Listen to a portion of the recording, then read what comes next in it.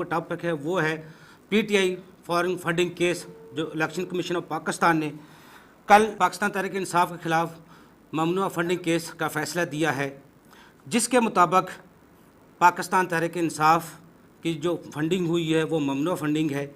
8 साल कबल ये केस शुरू हुआ था, 9 बार वकला तब्दील किए गए, 30 बार केस को इल्तवा किया गया। आखिरकार इलेक्शन कमीशन ऑफ पाकिस्तान ने कल इसका फ़ैसला सुना दिया था। क्या होता है क्या नहीं होता, जिसमें कहा गया है इमरान खान साहब ने जो बयान हल्फी दिया है वो झूठा है। इस पर गुफ्तगू करने के लिए स्क्रीन पर नंबर मौजूद हैं। आप ज्वाइन करना चाहते हैं, कोई अपनी तजवीज़ देना चाहते हैं, पीटीसीएल नंबर भी मौजूद है 04236282728। व्हाट्सअप नंबर भी मौजूद है 032280425880। आप हमें ज्वाइन कर सकते हैं। इस पाकिस्तान तहरीक इंसाफ के खिलाफ जो फैसला इलेक्शन कमीशन ऑफ पाकिस्तान ने दिया है, इस पर आप अपनी बेहतर आरा दे सकते हैं। इस पर गुफ्तगू करने के लिए अभी मेरे साथ मौजूद हैं मोहम्मद सफदर, शहीन पीरज़ादा साहब।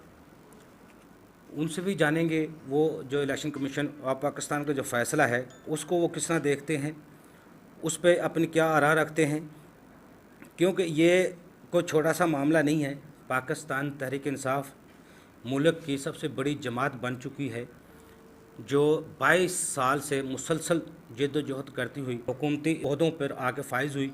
और ये केस 2014 में स्टार्ट हुआ, 2022 में 8 साल बाद इसका फ़ैसला हुआ। नाज़रीन मेरे साथ मौजूद हैं मोहम्मद सफदर, शहीन पीरज़ादा साहब। आप एडवोकेट सुप्रीम कोर्ट हैं, माहिर कानून हैं, साबिक़ जज भी रह चुके हैं। सफदर शहीन पीरज़ादा साहब, आपको अपने प्रोग्राम में सर खुशामदीद कहते हैं। जी शुक्रिया। पीरज़ादा साहब ये बताइएगा, जो कल का फ़ैसला इलेक्शन कमीशन का ममनुआ फंडिंग पे आया है, पहले तो ये बताएं उसको आप किस तरह देखते हैं? मेरे ख्याल में जी, मैंने पहले भी काफी सारे चैनल पे लॉ की बात करता हूँ, लॉ बताता हूँ। असल में हम सीना गजट के तहत चलते हैं। 19वीं बात पे वो फैसला नहीं है, वो एक फाइंडिंग है और एक ऑर्डर है। फैसला वो होता है जिसमें दोनों साइडों की शहादतें कलमबंद करके तो वो कोर्ट फैसला सुनाती है। कमीशन जो है ना, वो सिर्फ ऑर्डर करती है। जी जी। और जो ऑर्डर है वो भी फाइंडिंग है। अभी वो कंक्लूसिव ऑर्डर नहीं है, वो कंक्लूसिव ऑर्डर की तरफ एक स्टेप है। ठीक है। और वो कंक्लूसिव तब होगा अगर उन्होंने जो अभी लिखा है ना, जी जी, अगर आखिरी पैराग्राफ पढ़े तो लिखा है कि हम इस नतीजे पे पहुंचे हैं कि फलां फलां अकाउंट्स ये वो जो हैं उनके तहत ये फंडिंग जो है ना इलीगल है। यानी जो पीपीओ का सेक्शन 6 है जी जी, उसके मुताबिक नहीं है। तो इसलिए हम आपको जो रूल 6 है, रूल 6(3), उसका नोटिस दे रहे हैं। उसका मतलब ये है कि अभी तक कमीशन जो है इस नतीजे पर नहीं पहुंचा कि ये सारा कुछ इलीगल है। अभी उन्होंने शो कल नोटिस दिया है कि हमें ये लगता है आप इसको हमें सेटिस्फाई करें। अगर पीटीआई उनको सेटिस्फाई कर लेती है तो फिर आने वाले वक्त में उसके आगे कोई प्रॉब्लम नहीं है। अच्छा। अगर सेटिस्फाई नहीं करते तो फिर जो मैक्सिमम पनिशमेंट है वो भी उसी ऑर्डर में, उसी फाइंडिंग में लिखी हुई है। और वो पनिशमेंट ये है कि जितनी भी ममनुआ फंडिंग अगर कोई साबित होती है तो उसको कन्फिस्केट करके सरकारी खजाने में जमा करवाया जाएगा। जो कहा जा रहा है कि इसके तहत पार्टी चेयरमैन, पीटीआई बैन, ये वो कतर ऐसी उस लॉ के तहत, उस लॉ में ऐसी प्रोविजन ही कोई नहीं है। जो जिस लॉ की बात कर रहे हैं वो है पीपीओ 2002। जी जी, ठीक है। जो सब्सिक्वेंटली तब्दीली हुई है, जो अमेंडमेंट हुई है, वो इलेक्शन एक्ट 2017 है। इलेक्शन एक्ट 2017 में सजा बढ़ा दी है, लेकिन वो इस पे एप्लीकेबल नहीं है कि ये केस 2014 को फाइल हुआ था। जो 2014 को फाइल हुआ है वो 2017 वाला लॉ उस पे अप्लाई नहीं हो सकता। ठीक तो है। इस हवाले से जो अफवाहें गर्दिश कर रही हैं वो बिल्कुल गलत है, गैर कानूनी है, गैर आईनी है। अच्छा, के मुताबिक जी जी पीरज़ादा साहब, जिस तरह आप कह रहे हैं, अगर वो पाकिस्तान तहरीक इंसाफ उनको एतमाद दिला सकती है, यकीन दिला सकती है ये इलेक्शन कमीशन को, तो ये मामलात आगे नहीं जाएगा। लेकिन वो तो पाकिस्तान तहरीक इंसाफ उसको पहले ही जानबदार करार दे चुकी है, पहले उसके खिलाफ एहतजाज करने का ऐलान कर चुकी है। तो ऐसे में कैसे एतमाद दिलाया जाएगा?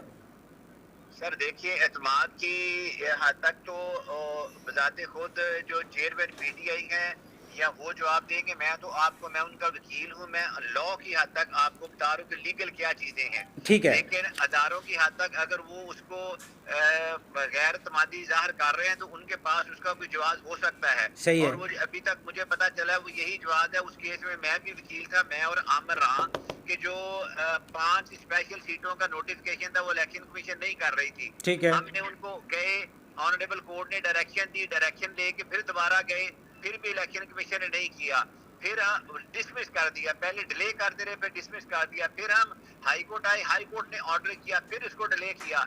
फिर ऑनरेबल सुप्रीम कोर्ट ने ऑर्डर किया कि इलेक्शन से पहले 5 सीटों के जो है ना ये नोटिफिकेशन है फिर हुआ।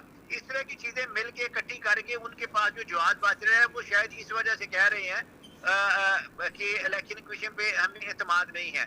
इलेक्शन कमीशन को भी इस बारे में सोचना चाहिए कि अगर किसी के वाद-ए-इत्मादी है तो वो वाद-ए-इत्मादी क्यों है, उस वाद-ए-इत्मादी का क्या है सद्देबाब किया जा सके। जी अब जी। इसी केस को ले लें, इस केस में जिन अकाउंट्स का जिक्र किया है वो अक्सर तो पाकिस्तानियों के है। सिर्फ इस बुनियाद पे कह दिया कि ये गैर मुल्की है। ये कंपनी है जिसमें एल आता है, उसको कह दिया कि ये अमेरिकन कंपनी। अब ये तो देख एक सरगोदा की कंपनी है, सरगोदा की कंपनी का बयान आ गया, मेरे सरगोदा में कंपनी है, मुझे कैनेडियन बना दिया गया है।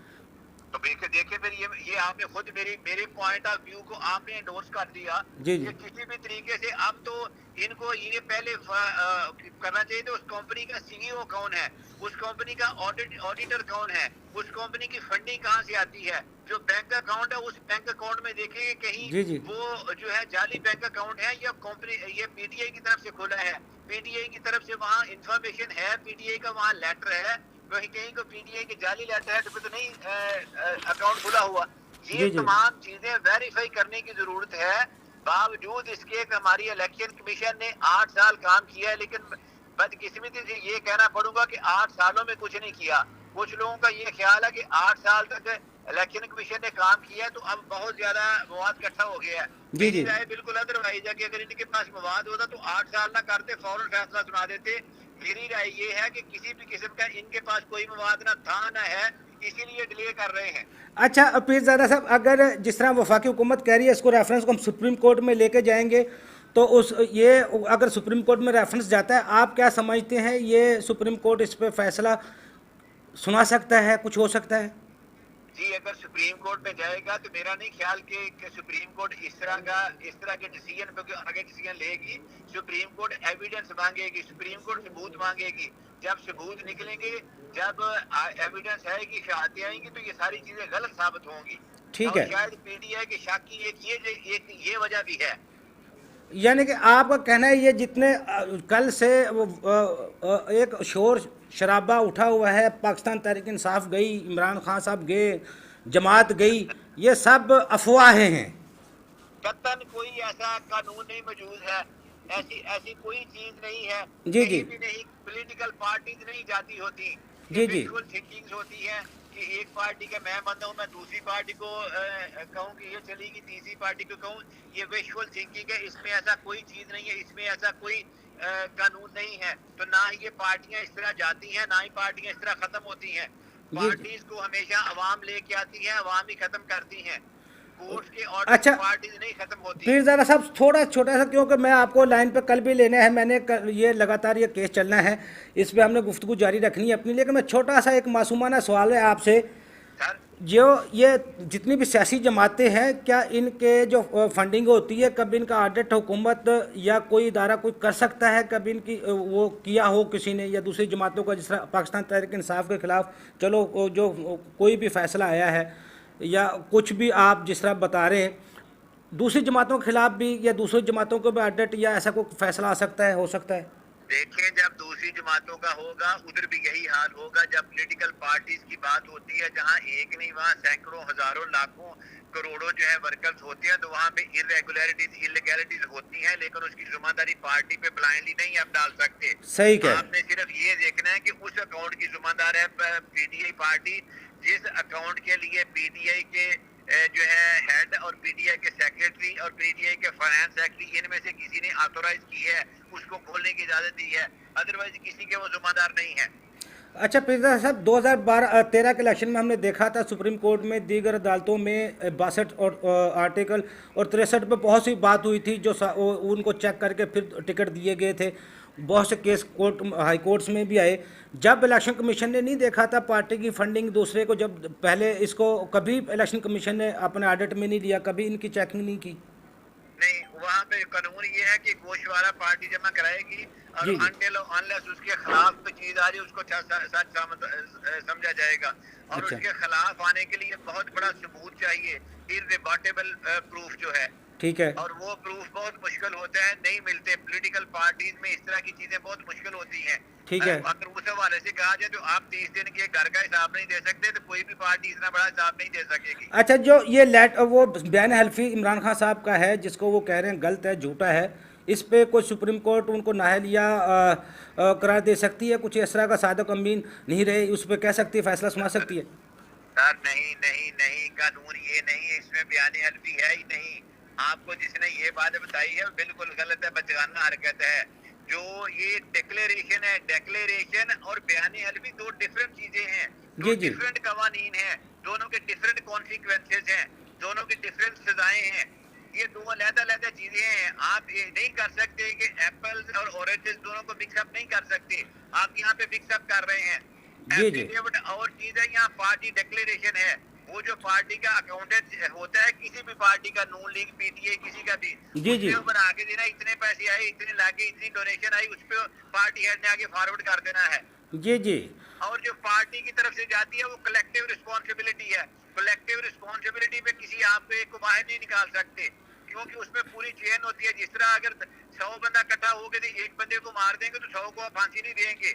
यहाँ डिटरमिन करेंगे किसने मारा था, कि नहीं डिटरमिन करें तो 100 को छोड़ना पड़ेगा आपको। सही कह रहे हैं आप। पीरजादा साहब, आपने बहुत अच्छी आज इस पे ओपिनियन अपनी दी है। हमारे व्यूवर नाजरीन को जो अब देख रहे हैं वो समझ रहे होंगे, जो कल से वावेला उठा हुआ था, ये गया वो गया, ये हो गया वो हो गया, वो तो सब कुछ अभी सफदर शहीन पीरजादा साहब ने बहुत ही अच्छे तरीके से एक्सप्लेन कर दिया है। हमारे व्यूवर, हमारे नाज़रीन देख रहे हैं। अगर आप भी इस पर अपनी ओपिनियन देना चाहते हैं तो हमारे स्क्रीन पर नंबर मौजूद है। सफदर शहीन पीरजादा साहब, बहुत शुक्रिया सर, आपने हमें टाइम दिया। कल आपको फिर लाइन पे लेंगे, फिर आगे नेक्स्ट जो सवालात होंगे कल का जो होगा उस पर देखा जाएगा। अल्लाह के हवाले सर।